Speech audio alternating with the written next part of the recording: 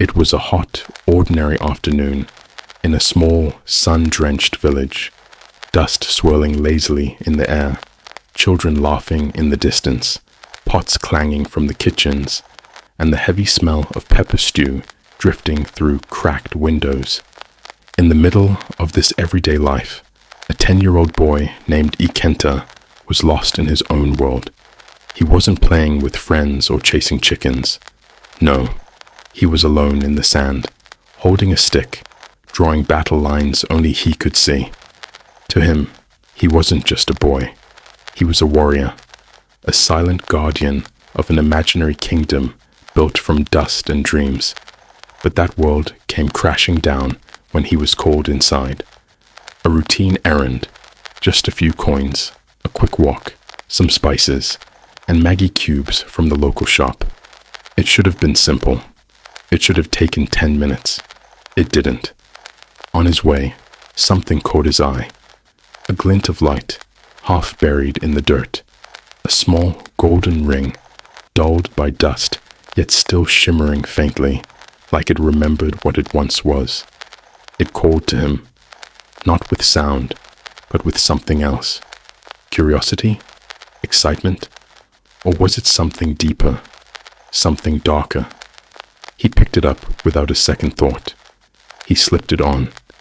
And that was the moment everything changed. Not instantly, not with lightning, but with silence. As he approached the familiar stall of Mama Ajike, ready to recite his mother's instructions word for word, the world around him shifted. His voice, loud, clear, confident, echoed into emptiness. The woman didn't respond. Not a glance, not a twitch, nothing. He tried again. Still nothing. Confusion crept in. Then came the sting, the silent burn of being ignored, the weight of not existing, though he was standing right there, breathing, blinking, pleading. He wasn't shy. He wasn't quiet. But it was as if he wasn't even there. He walked to the next shop. Tried again. Same result. The street was alive. Dogs barking, people shouting, feet pounding on dry earth. But for him, it was silent. It was hollow. It was terrifying. The world had swallowed him whole. He ran, not to escape, but to return, to explain, to be seen, to be hugged, scolded, anything. He ran home with dust rising behind him like smoke. His legs ached, his throat burned, but his heart pounded with hope. Hope that maybe, just maybe, his mother would see him. She didn't. She walked right past him, face twisted in frustration, hands fidgeting, eyes darting left and right. She was looking for him, yet didn't see him.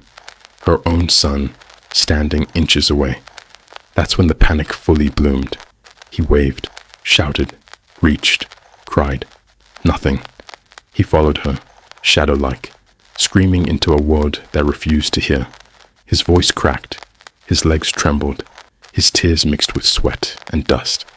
But still, no one noticed. And when he tried to speak to passers-by, when he shouted at the top of his lungs, it was the same. People moved around him like water around a stone, unaware, unbothered, alone, so terrifyingly alone. He wasn't lost in the woods. He wasn't taken. He wasn't locked away. He was right there. But no one could see him. No one could hear him.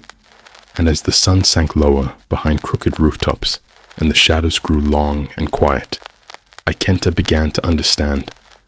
This wasn't just a game. Something was deeply, terribly wrong, and he was no longer a part of the world he knew. Not truly. Not anymore. The sun was setting now.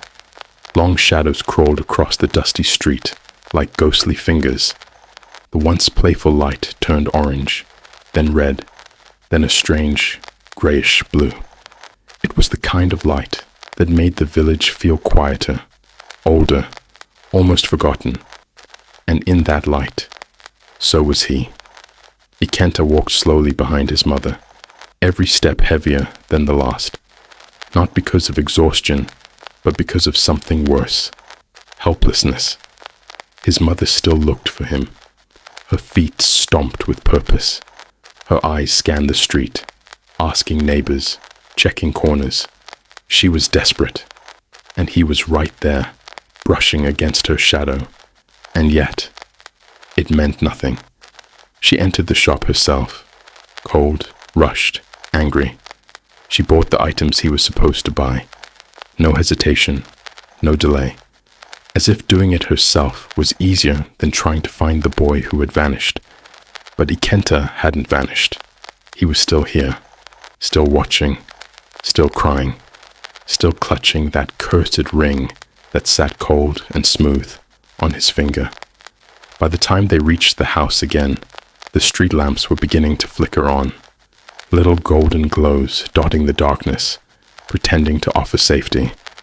But there was no safety for Ikenta, not anymore, not even at home. His mother returned to the kitchen without looking back.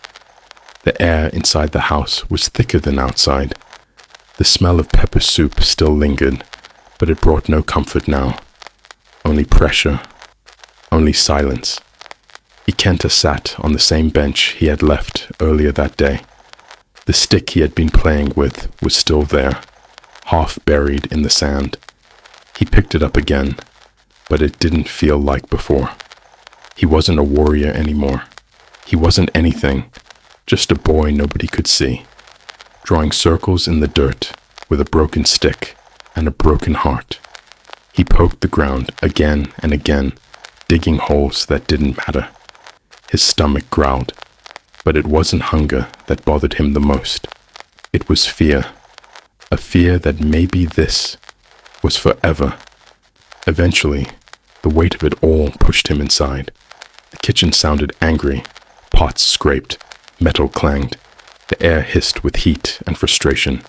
He tiptoed past it, scared not of the noise, but of what it meant. His mother was angry, not pretend angry, but truly, deeply angry. He'd seen it before. He knew the sound of spoons hitting pots a little too hard. But this time, it wasn't because he did something wrong. It was because he was gone. He reached his room, his tiny corner of the world, with its worn mat and the low bed and the single cracked window. It used to feel safe. Now, it just felt far away. He curled up slowly, gently, like something broken trying not to shatter further. He didn't cry. He'd already done that. He just stared at the door, listening for his name, for a creak, for the familiar scolding voice he usually dreaded, but would give anything to hear now. Nothing, only the occasional hiss from the kitchen, the sound of someone who had no idea her son was less than 5 steps away.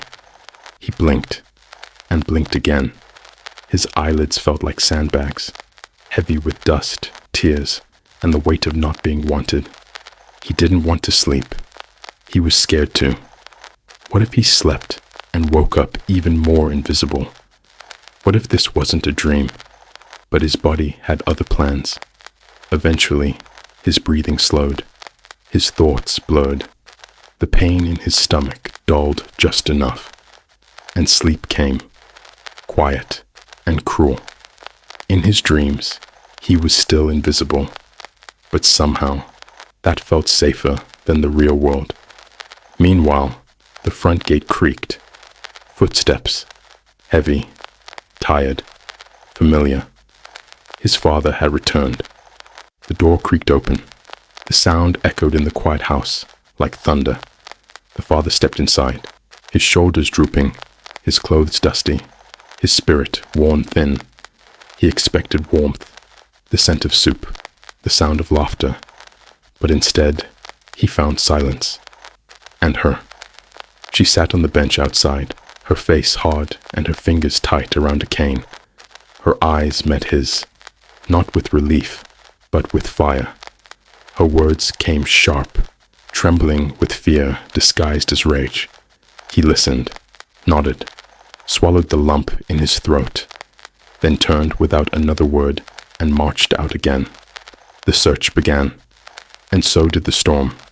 He moved house to house, voice rough, fists clenched, asking the same question over and over, but each reply cut deeper than the last. Number, number. No one had seen him. The boy had vanished without a trace. Back home, she waited, her knees bouncing, her hands trembling, her thoughts racing faster than the wind. Anger faded. Worry took over. The cooking pot had gone cold, the fire dead, the night creeping in. And still, no Ikenta. Inside that small, quiet house, the boy stirred in his sleep. The same boy they searched for was only steps away. He opened his eyes, groggy, hungry, heavy. He rose, wandered slowly to the living room, and stood before the two people he loved most in the world. And they didn't even flinch. They couldn't see him. They couldn't hear him. Not his mother's ears, not his father's eyes, not even when he whispered their names with the desperation of a drowning child. He was a ghost in his own home, until he remembered the ring, the cold band still hugging his finger, shiny, mysterious, and maybe cursed. His hands trembled. He grabbed the ring with his other hand, yanked it free, and in an instant, everything changed. The room snapped into color. The silence cracked. And then, screams. His name burst from his mother's lips like a prayer. His father staggered back, heart racing, face pale.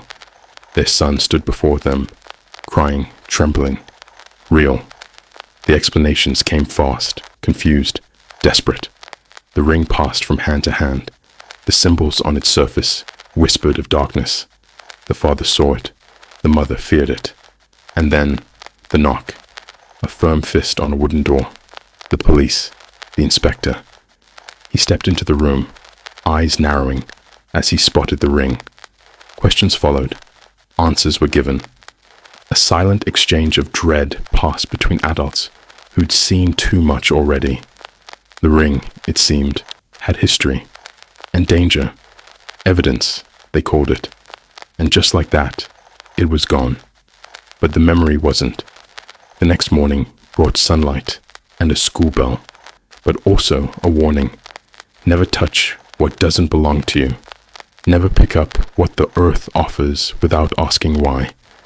Ikenta sat on the assembly ground, quiet, changed. And the ring? It was out of his hands now. But was it out of the world? Because sometimes things that vanish find their way back.